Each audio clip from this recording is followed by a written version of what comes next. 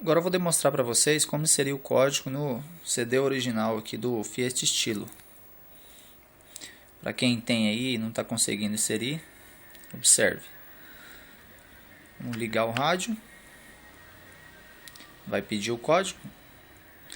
Você vai inserir o número. O código é composto de 4 dígitos. Nesse caso aqui é 1044. Vai inserir o número 1 na tecla 1. Vai apertar a tecla 2 até chegar no número 0. A tecla 3 até chegar no número 4. A tecla 4 até chegar no número 4 de novo. 1044.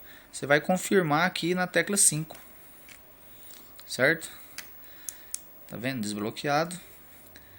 Qualquer dúvida, acesse o site aí www.alarmesgym.com.